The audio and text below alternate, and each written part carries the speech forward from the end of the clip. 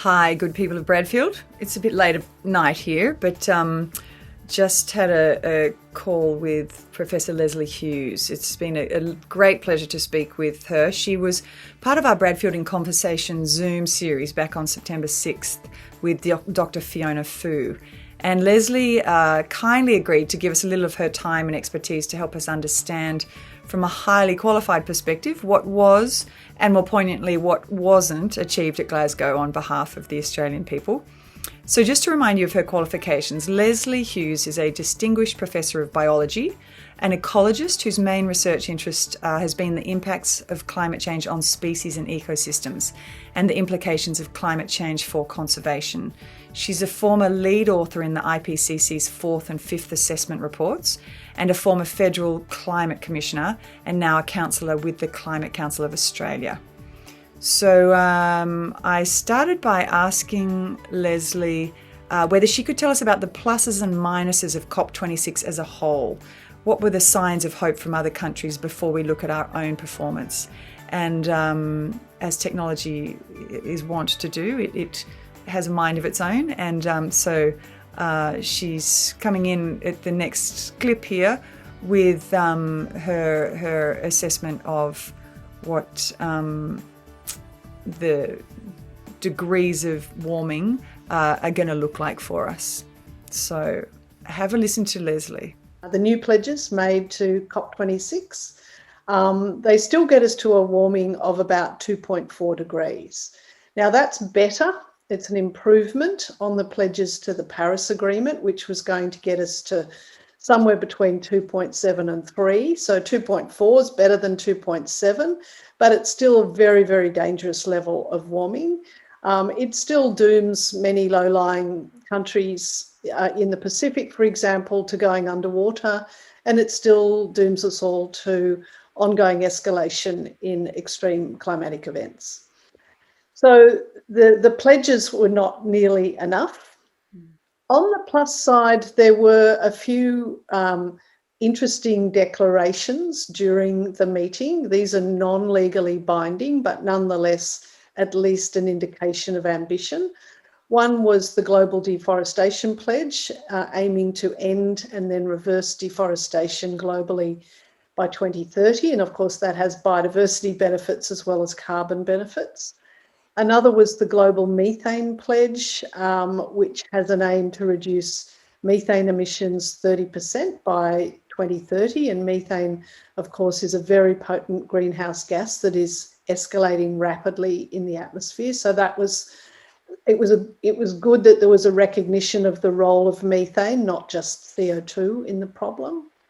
There was another really important pledge, which was the transition out of coal to clean energy pledge that was signed off by about 190 countries and organisations. So Australia didn't sign that one. We didn't sign the methane one. We did sign the Global Deforestation Pledge. Then that all happened in the first week. In the second week, there was also the rather surprise announcement by the US and China for increased collaboration on reducing emissions this decade, so the 2020s declaration. And that document, which is 8 pages long, actually, about 6 pages long, actually, it actually mentions the 2020s about 8 times. So it's very, very focused on near-term targets, which of course was the theme for Glasgow, and that's what we need to focus on.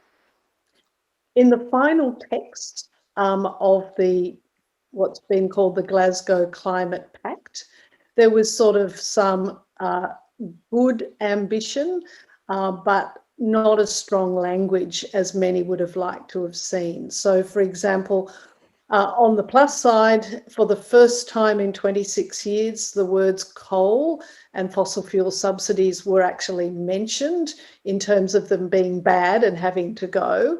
However, there was some sort of weasel words. So it talked about phase down instead of phase out of the subsidies.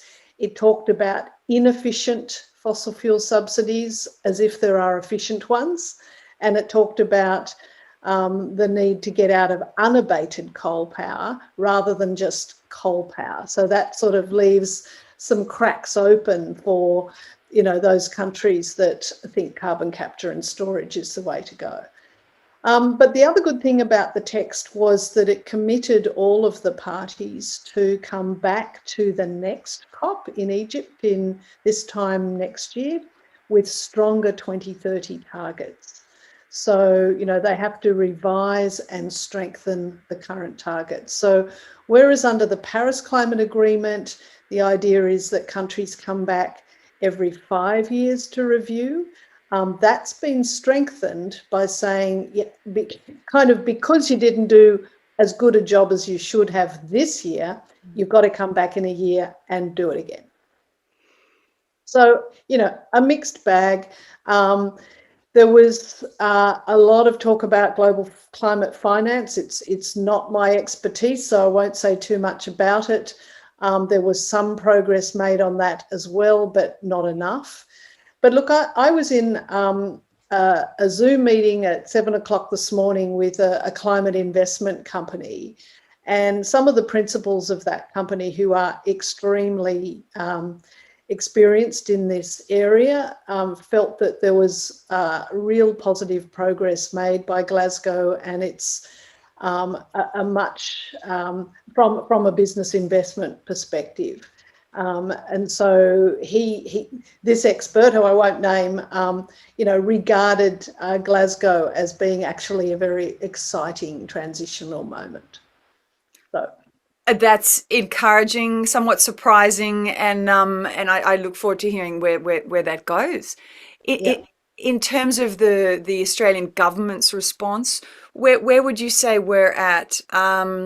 In a piece you wrote for print media with Dr. Wesley Morgan, you talked about the Australian way, the plan to get to net zero by 2050 as being a bit of a hodgepodge of various, elements, creative accounting, the good old claiming credit for emission reduction actions of the state and territories and the previous Labor government, and the technologies that don't work. Where would you say we're at in terms of what we showed up with? I wouldn't really dignify the Australian way as a plan. I think that gives it way too much credit. I've heard various descriptions of it. One of them was comically incompetent, describing the modelling that supposedly underpins the plan. Notably, the modelling that was released by the government was done by a private consultancy, McKinsey, and they were paid, I think, $6 million to do that. Rather than going and getting economic modelling from Treasury or science modelling from CSIRO, the in-house experts, the government bypassed both Treasury and CSIRO and went to a private consultancy, presumably because they were able to get them to say what they wanted. But yes, look, the so-called plan, about 20% comes from emissions reductions that have already happened. And as you said, they have come about mainly through the actions of state governments with legislation to reduce land clearing, and also partly from the fact that the carbon price put into place by the Gillard government actually did have a significant impact on emissions. So they're being counted. The plan relies very heavily on the technology investment roadmap, which is all about the so-called gas-led recovery. Of course, gas is a fossil fuel. It also relies on something called global technologies. Technologies from elsewhere, unspecified, as well as 15% of that net zero target comes from technologies that haven't been invented yet. So, as a plan, it doesn't put forward any new policies, nothing concrete. It's business as usual, and it's business as usual supporting the fossil fuel industry. Goodness me. When you say the technologies that haven't been invented yet, what are we referring to? Because you're not talking about carbon capture and storage in that instance, are you? No. What are you referring to? It's referring to literally technologies that nobody's even thought of yet. So there is no detail because the technology's not there. It's just sort of, well, we hope that by 2050 somebody will have come up with something else that's good.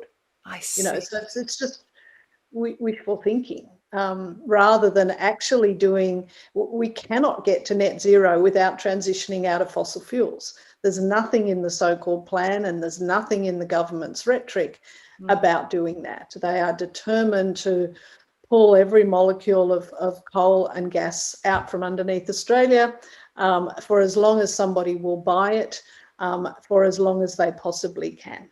I used to hold consultancies such as McKinsey's in such high esteem, and it just seems so counter to one's intuition that such a firm that employs such highly intelligent people, I still assume from previous experience, can. I don't think they've covered themselves in glory, to be honest, but who knows what the contract between them and the government actually said. I'm sure we'll never see that. No, sure. Gosh, well, look, that's an amazing summary of what's happened. I guess, can you speak to what's next for the Australian public in terms of the role of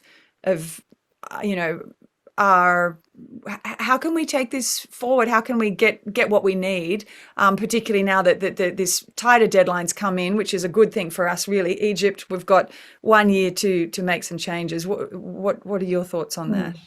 Well, interestingly, within 24 hours of the Global Climate Pact being released, which Australia has agreed to, Scott Morrison came out and said, well, we're not going to up our 2030 targets for next year. So in a sense, they signed up to the agreement and then immediately contradicted a key element of that ingredient. That's been pointed out by a lot of the media and politicians. So look, to be honest, for me, there's no hope with this government. They've supposedly now come out with an electric vehicle policy, having very much criticised Labor's very well thought out electric vehicle policy before the last election as saying, well, it's going to rob us of the weekend. They're now kind of denying that they ever even said that, and putting into place some charging stations, which is good, but not any of the other things like fuel emissions standards or other incentives for making that switch. So the president of the Electric Vehicle Council said, well, they've only gone 5% of the way towards actually the transition to electric vehicles. So I don't think there's any real hope that this government will come up with anything further, really. They're really digging in. They're still obviously very heavily influenced by the fossil fuel industry, as witnessed by the fact that the Australian pavilion at the Glasgow COP was sponsored by Santos and had a huge display by Santos, which is Australia's second largest oil and gas company. I don't know what genius thought that was a good idea. Apparently, I think after the first Wednesday, the display mysteriously disappeared overnight after being so rightly criticised. But, that just sort of says it all, really. The government has proved themselves to be not capable of being embarrassed internationally. I mean, we even going to Paris, we had one of the weakest 2030 targets in the world, and we've still got that target despite the fact that most of other countries in the world have now increased that level of ambition. We only got the net zero target at the very last minute with really, as I said, no plan to back up credibly getting there. So what's next? Well, there will be an election next year, and I'm not here to tell anybody who to vote for, but if everybody in Australia, or even if at least half of all Australians made climate action their key priority at the next election and voted for whatever candidate in their electorate has the best climate policy, well, that's the main thing we can hope for. That's the best we can do. Fantastic. We will also see, we are also already seeing the states and territories, and particularly New South Wales, really stepping up. Those are good competitions to have, and increasingly the investor community, business is really stepping up as well. I mean, the Business Council of Australia came out with a report a few weeks ago, pre-COP, to say we should reduce our emissions 50% by 2030, and that will be good for investment, good for jobs, good for opportunities. We have tremendous opportunities in Australia. the green hydrogen move. We've got the sunniest and windiest resources in the world. You know, we've got all the resources, we've got the technology already. We don't have to invent and rely on stuff that hasn't been invented yet. We just need the political will and the policy settings to make the uptake of that technology as rapid as possible. What a beautiful overview for us. I will take that back to the community of Bradfield, and we'll see what they choose to do with it. Thank you so much for your time. I really appreciate My pleasure, Sam. Great. Take care. All the best. So there's really nothing to add to what Lesley Hughes has said there. You couldn't get a more credentialed person speaking on the topic with such authority. So enough said. Please come and join us at Voices of Bradfield. We've got lots of events coming up between now and Christmas, and the prospect of an election looming. So we would love to have you on board and get to know you, understand what you value and what you would like to see done differently. We are listening. So website's below, and we look forward to meeting you in the near future. Thanks. Bye for now.